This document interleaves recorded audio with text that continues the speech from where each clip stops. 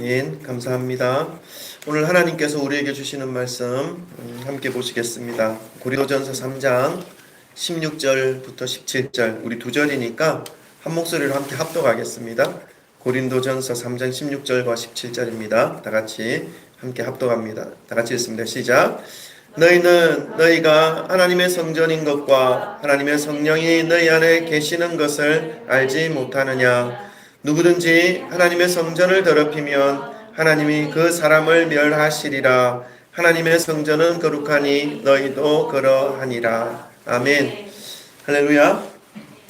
주 예수 그리스도의 이름을 찬양합니다. 교회에서 예배 드릴 수 있다는 것이 얼마나 큰 은혜인지, 아까 찬송을 부르는데 마음껏 찬송할 수 있다는 게 너무나 큰 은혜가 되는 거예요. 집에서 이제 온라인으로 드릴 때는 큰 소리를 못 내겠더라고요. 혹시나 다른 사람에게 또 피해가 되지 않을까 하는 그런 마음들 때문에.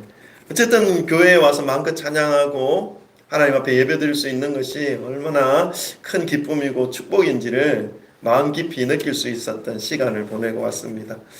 무엇보다도 여러분 한 분 한 분의 얼굴을 보면서 또 눈빛을 볼 수 있다는 것이 얼마나 큰 기쁨이고 감사인지를 느낄 수 있는 시간들이었습니다.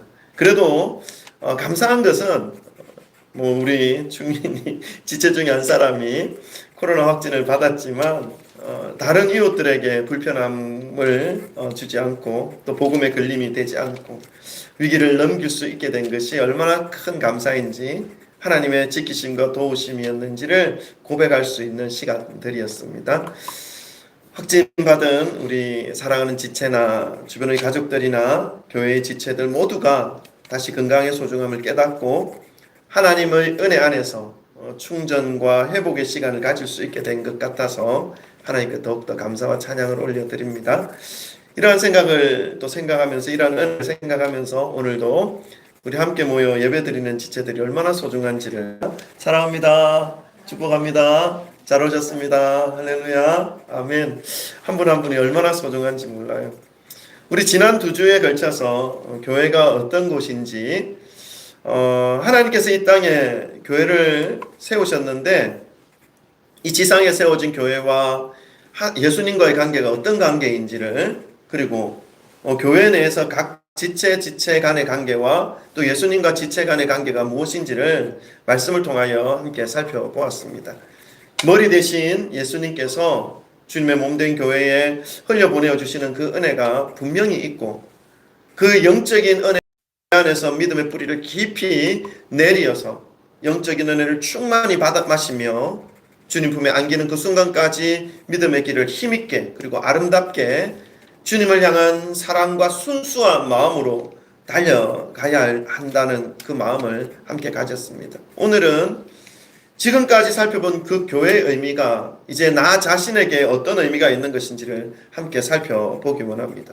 그리고 하나님께서 저와 여러분에게 부여해 주신 이 새로운 정체성, 이 새로운 정체성을 인식하고 그 정체성에 맞게 살아가기 위해서는 어떻게 해야 하는가 하는 것을 말씀 속에서 찾아내고 또 함께 달려가기를 소망하는 마음으로 말씀을 전하겠습니다. 성령님께서 저와 여러분의 그 심령 속에 이 말씀이 깨닫게 되어지는 은혜를 부어주시기를 주님의 이름으로 축원합니다. 몇 주에 걸쳐서 살펴본 말씀에 의해서 이 교회의 의미를 정리해 본다면, 단순히 우리가 밖에 걸어놓은 성진교회라고 하는 그 간판을 걸어놓은 그 교회, 간판을 걸어놓은 그 성진교회라고 하는 그 이름이 교회다라고 말하기가 좀 부족하죠. 그걸로는 그것을 말하기보다는 더 깊은 의미가 담겨 있다라는 것을 알 수 있었습니다. 그것은 성진교회라고 하는 이 울타리 안에서 형성되어지는 관계, 그 관계 속에서 주님의 명령을 따르며 순종하는 그 공동체, 그 알맹이가 교회라고 하는 것을 알 수 있었습니다. 결국 이 성진교회가 교회로서의 의미를 가지기 위해서는 성도 한 분 한 분이 예수 그리스도와의 바른 관계를 맺으면서 또한 서로 간의 지체의식을 품고 하나된 마음으로 주님의 말씀을 따르며 주님이 맡기신 일들을 감당해내는 그런 공동체가 되어야 한다는 것을 우리는 말씀 속에서 깨닫게 됩니다. 이런 모든 교회의 의미를 정의할 수 있는가라고 할 때에 세 가지로 정의를 내리는 것을 우리는 볼 수 있습니다. 그 첫 번째 정의는 뭐냐면요. 가장 단순한 정의인데 그것은 이제 교회 건물에 해당되는 단어로 교회라는 단어를 씁니다. 우리 방금 말씀을 드렸듯이 성진교회, 이것도 교회죠. 그러나 이 성진교회라고 할 때 그 의미는 단순히 장소와 건물에 해당되는 개념으로 사용되어진 말입니다. 두 번째 정의는요, 성도들의 모임을 의미하는 말로 교회가 사용되어집니다. 예수 그리스도를 주로 주님으로 고백하는 자들의 모임을 교회라고 정의합니다. 그러니까 성진교회가 아닌 다른 장소에서 이루어지는 소그룹 모임이나 구역 모임이나 성경 공부 모임이나 예수 그리스도를 주님으로 인정하는 사람들이 모여있는 그 모임, 그것 역시 교회라 말할 수 있습니다. 세 번째 정의는요, 오늘 본문 말씀과 직접적으로 연결되어져 있는 의미인데 이것은 성도 그 자체가 바로 교회다라고 정의할 수 있습니다. 교회에 대한 각각의 정의는 모두 중요한 의미를 가지고 있습니다. 첫 번째 정의인 성도들이 모여 하나님께 나아가는 장소로서의 교회의 의미, 이것은 너무나 소중하고 너무나 중요한 의미를 가지고 있습니다. 이곳에서 믿음의 교육이 이루어지고 말씀의 양식을 먹으며 믿음을 보호받으며 성도로서의 그 신앙을 성장시킬 수 있는 그러한 사랑의 공간이기 때문에 그렇습니다. 또 두 번째 정의는요, 성도들이 소그룹으로 모여서 말씀 안에서 각자의 생각과 삶을 나누면서 말씀을 통해 서로 바르게 세워주고 잘못되어진 부분들에 대해서 또 말씀을 기준으로 우리가 다시 한번 도전을 주고 세워가면서 사랑의 교제를 통해서 그리스도를 주님으로 고백할 수 있는 그런 담력을 서로에게 흘려주게 되므로 그리스도를 중심으로 한 지체됨을 인식할 수 있는 그러한 귀한 시간들이기 때문에 그렇습니다. 그래서 그 시간들을 통해서 성숙된 신앙으로 세워짐을 받을 수 있는 그러한 모임이 소그룹 속에서 일어나기 때문에 아주 중요한 의미를 가진 교회의 정의라 말씀드릴 수 있습니다. 세 번째 정의는요, 교회의 가장 심오하면서 강력한 의미라고 말씀드릴 수 있습니다. 이러한 첫 번째, 두 번째 교회의 정의들을 통해서 마지막으로 각자의 삶 속에서 성령이 거하심을 알게 되고 성령이 한 분 한 분의 그 마음속에 임재하고 계심을 깨닫게 됨에 따라서 이제 각 성도들은 각자 자신의 삶을 욕망과 욕구에 얽매인 본능적인 삶에서 벗어나서 각자가 살아가는 그 삶의 현장 속에서 그리스도인으로서 믿음에 합당한 삶을 살아낼 수 있는 능력과 생각이 부여되어지게 됩니다. 어떻게 하면 따라서요? 성령께서 그 마음속에 임하시게 됨에 따라서 말입니다. 그래서 성도 한 분 한 분이 성령이 거하시는 성전, 교회가 될 수 있는 것입니다. 오늘은 이 세 번째 의미로서의 교회에 초점을 맞추어서 말씀을 드리고자 합니다. 성도님들이 모여서 교회에 대한 말씀을 나눌 때에 대부분 첫 번째와 두 번째 개념으로 교회를 생각하며 대화를 나누게 되는 경우가 많습니다.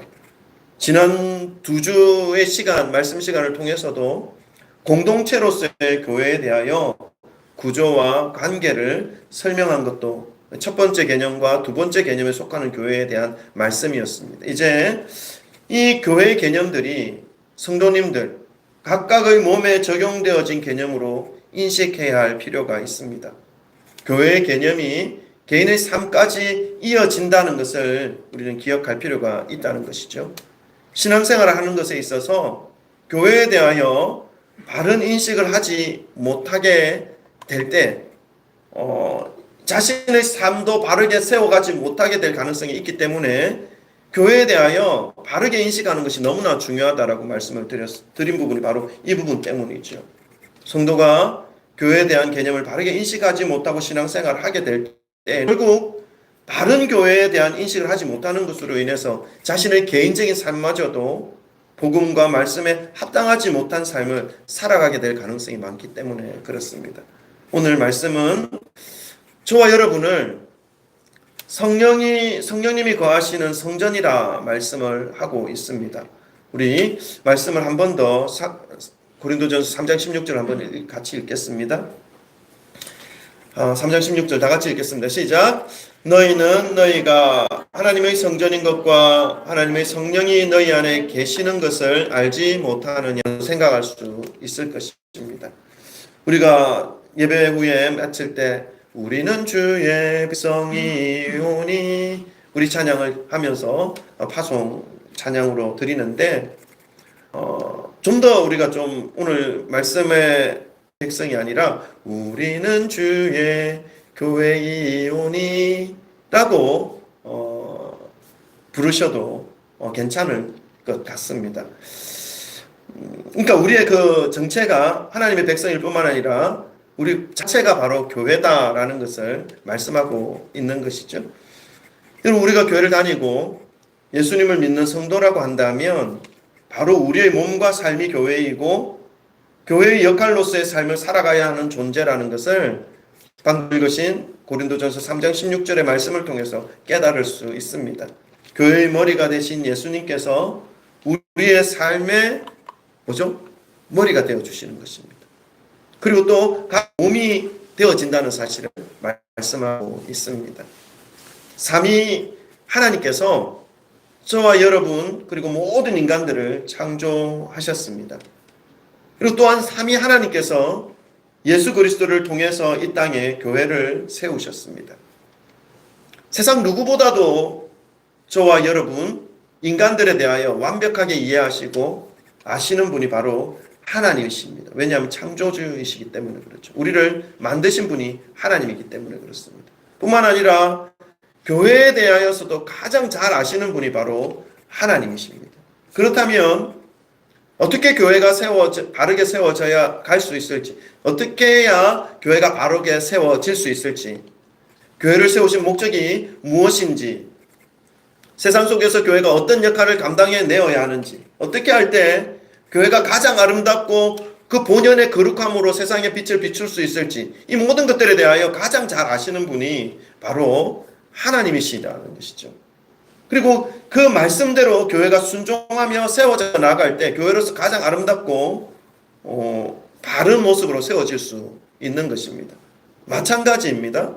저와 여러분을 창조하신 삼위 하나님께서 저와 여러분과 모든 인간들을 가장 잘 아십니다.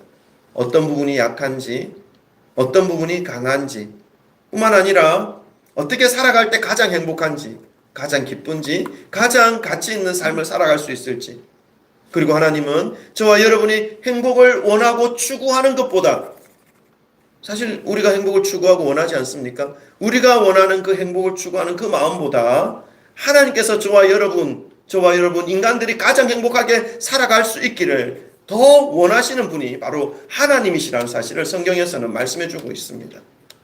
그래서 하나님은 말씀 가운데 인간들의 그 육신과 영혼에 대하여 가장 행복하게 살아갈 수 있는 삶을 기록해서 남겨주셨습니다.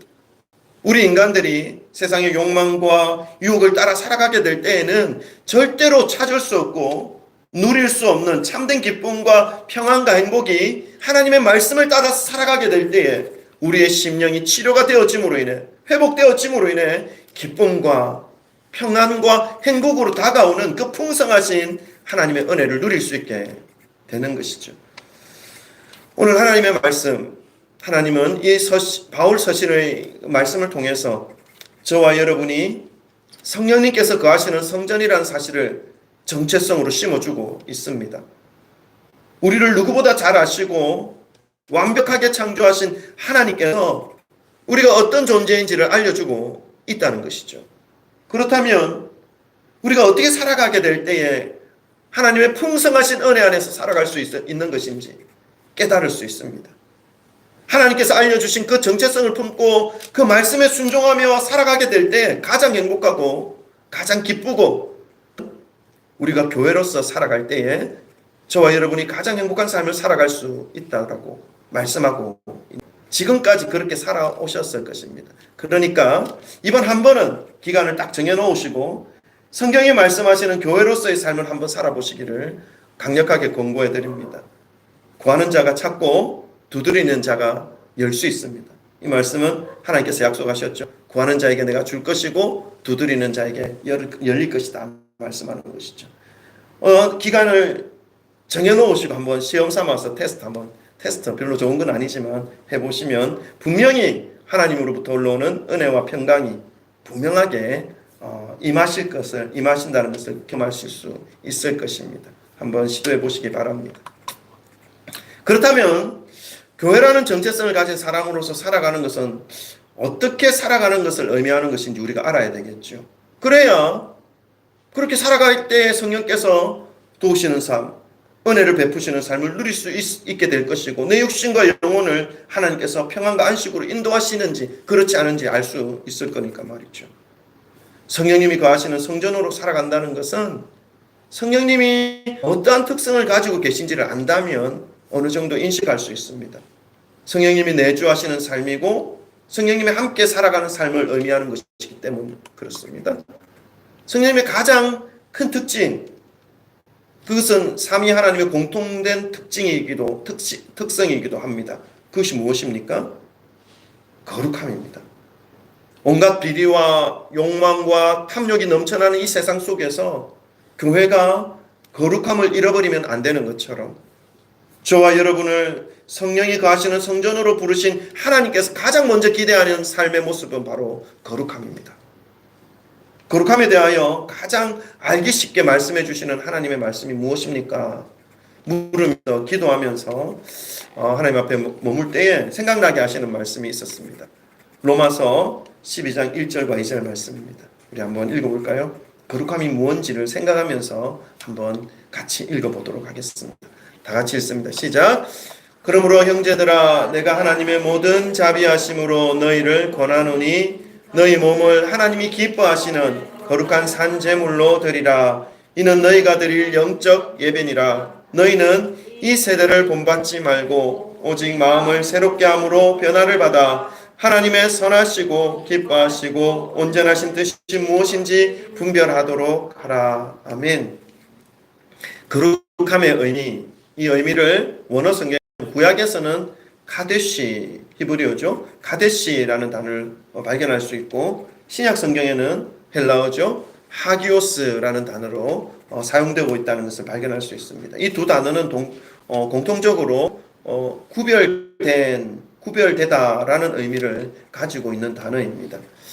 방금 읽으신 로마서 말씀이 이 땅을 살아가는 성도들이 성령님과 함께 살아가는 삶의 모습에 대하여 거룩함의 관점에서 가장 쉽게 이 거룩함의 의미를 말씀해 주시는 말씀입니다. 거룩한 산제물, 이것은 세상 속에서 세상과 뒤섞이는 모습을 의미하지 않습니다. 구별된 삶을 의미하는 것이죠. 이 구별된 삶에 대하여 2절에서는 더욱더 구체적으로 잘 설명해 주고 있습니다. 이 세대를 본받지 말고 오직 마음을 새롭게 함으로 변화를 받아 하나님의 선하시고 기뻐하시고 온전하신 뜻이 무엇인지 분별하라 말씀하고 있죠. 이 구별된다는 것은 세대의 유행과 세대의 흐름과 세대의 영적 상태를 분별해내는 것을 의미합니다.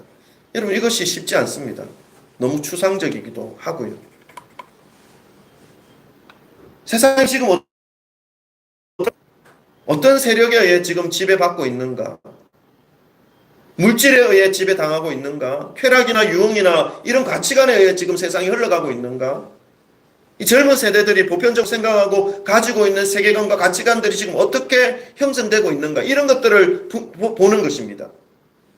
근데 쉽지 않죠. 추상적이지 않습니까?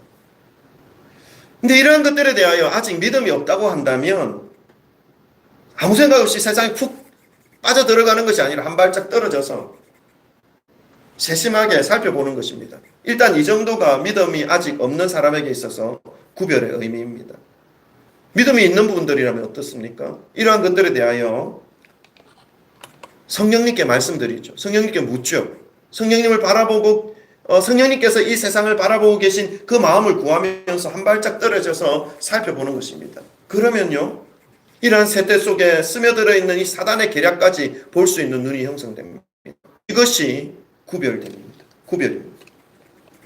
그리고 교회 안에 이러한 세속의 물결이 지배하지 못하도록 힘의 원리가 지배하지 못하도록, 물질 만능주의, 성공지상주의가 자리 잡지 못하도록 우리가 말씀을 붙잡고 말씀을 가르침을 받아서 순종하며 주님이 제시한 사명을 향해 나아가야 하는 것처럼, 그렇게 세워져 가는 것이 교회의 바른 모습인 것처럼 성령님께서 함께 하시는 삶을 살아가는 성전으로서의 그리스도인들, 성도님들의 삶 역시 이러한 세상의 가치관에 휩싸이지 않도록 권력 앞에 비굴하게 무릎 꿇지 않고 물질과 성공을 위해 세상에 자신을 내던지는 그런 삶이 아니라, 권력보다도 물질보다도 성공보다도 이 세상 그 어떤 것보다도 비교할 수 없이 좋은 하나님의 은혜와 사랑 앞에 자신의 전생애를 내어드릴 수 있는 삶, 이렇게 살아가는 삶이 바로 거룩한 산제물로 하나님께 드리는 거룩함이라 말씀드릴 수 있습니다.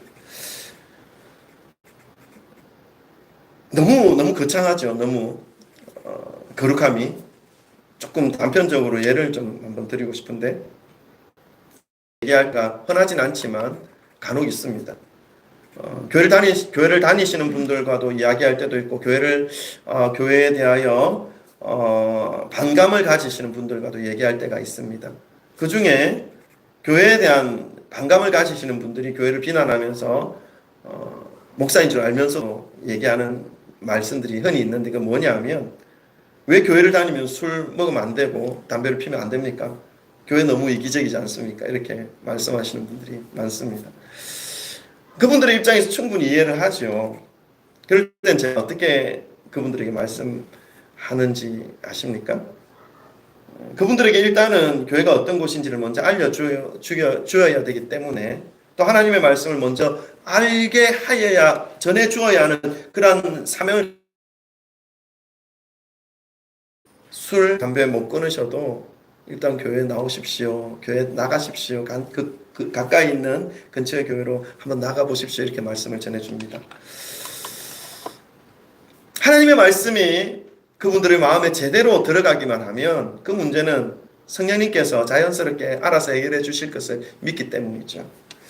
제가 아는 한 집사님이 계십니다. 모태신앙이셨어요. 근데 술과 담배를 계속 하고 계셨어요. 근데 어느 날 그분이 하나님의 은혜를 받고 하나님의 말씀을 깨닫고 단순간에 이 담배와 술 문제를 해결했던 것을 고백하는 것을 이렇게 들었습니다. 이것은 사람이 할 수 있는 게 아니니까, 어쨌든 하나님의 말씀이 심령 가운데 들어가고 또 은혜가 흘러가고, 그 하나님의 은혜가 마음에 깨달아질 때에는 이것은 뭐 사람이 시켜서 되는 일이 아니죠. 본인 스스로 깨달아서 변화되어지는 은혜를 누릴 수 있는 것입니다. 뿐만 아니라 교회를 다니지만 아까 집사님처럼 술, 담배 문제를 놓고 따지듯이 또 말씀하시는 분들도 간혹 만납니다. 성경 어디에 술 먹지 마라, 담배 피지 마라 하는 말씀이 있습니까? 우리나라에만 만들어져 있는 잘못된 기독교 문화 아닙니까? 예수님도 포도주 마시지 않았습니까? 이렇게 질문하는 분들도 종종 있습니다. 여러분, 그런 분들에게 여러분 어떻게 말씀해 주십니까? 교회를 다니는데 술과 담배를 끊지 못해서 어디선가 숨어서 해결하고 있는 이분들에게 뭐라고 말씀해 주시겠습니까? 교회 안에서 좀 더 편하게 떳떳하게 신앙생활을 하고 싶은데, 혹시나 이 술과 담배를 끊지 못하는 자신의 그 상태로 인해서 신앙생활 안으로 더 깊이 들어가는 것이 왠지 부담스럽고 왠지 꺼림직한 그런 마음 때문에 말하는 것이라 생각이 듭니다. 사랑하는 성도 여러분, 제가 술 드셔도 되고 담배 피우면서 신앙생활 하셔도 됩니다. 이렇게 말씀드리는 것으로 그 부담스러움이 해결될 거라고 생각하십니까? 저의 말에 의해서 해결하려고 하지 마시고 하나님의 말씀에서 해결점을 찾으시기를 주님의 이름으로 축원합니다.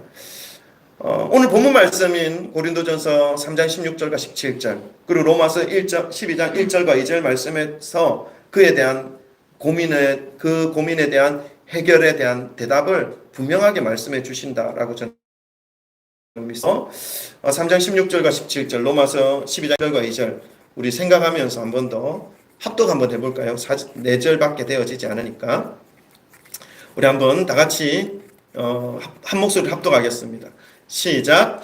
너희는 너희가 하나님의 성전인 것과 하나님의 성령이 너희 안에 계시는 것을 알지 못하느냐. 누구든지 하나님의 성전을 더럽히면 하나님이 그 사람을 멸하시리라. 하나님의 성전은 거룩하니 너희도 그러하니라. 그러므로 형제들아, 내가 하나님의 모든 자비하심으로 너희를 권하노니 너희 몸을 하나님이 기뻐하시는 거룩한 산제물로 드리라.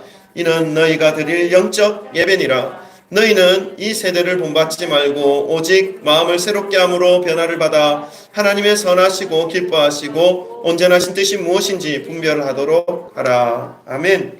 저와 여러분이 성령님이 거하시는 성전, 교회라는 정체, 이 정체성을 인식하시고 마음으로부터 깨닫는다면, 하나님의 성전을 더럽히면 하나님이 그 사람을 멸하신다는 이 말씀을 믿게 된다면, 하나님 우리의 생각과 우리의 몸이 마땅히 어떠해야 할지를 분명하게 깨달을 수 있으리라 믿습니다. 사랑하는 성도 여러분, 이 땅에서 살아가는 동안에 이 믿음의 길을 가는 저와 여러분에게 비단 이 술과 담배 이런 것들은 단편적인 유혹들이잖아요. 그 외에 수없이 많은 유혹과 욕심과 욕망이 아름다운 모습으로 손짓하며 부를 때가 너무나 많이 있습니다. 아마도 하나님 품에 안기는 그 바로 직전까지도 하나님 품으로 안기는 저와 여러분을 세상이 손짓할 거예요. 유혹할 거예요. 그러나 저와 여러분이 성령님이 거하시는 성전, 그리스도의 몸된 교회라는 정체성을 잃어버려서는 안 됩니다. 기억하시기를 바랍니다. 이 정체성을 잃어버리지 않고 주님 앞에서 하나님이 인도하시는 믿음의 길을 매일매일 천천히라도 더디게라도 포기하지 않고 걸어가게 될 때에 때로는 눈물이 있고 때로는 아픔이 있고 때로는 홀로 된 듯한 외로움이 있지만 그 모든 상황을 넉넉히 이겨낼 수 있는 기쁨과 소망과 감사와 평안이 감당할 수 없는 그 파도가 되어서 주님의 거룩한 성전된 모든 주님의 백성들에게 저항할 수 없는 은혜로, 감당이 안 되는 은혜로 세상 끝까지 함께해 주신다는 그 사실을, 그 하나님의 말씀을 기억하시기를 주님의 이름으로 축원합니다. 그렇게 살아가심으로 이 믿음의 길을 교회로서 당당히 힘있게 걸어가시기를 위축되지 않고 어깨 딱 펴고 세상 가운데서 당당히 걸어가시기를 주님의 이름으로 축원합니다. 아멘. 기도하십시다.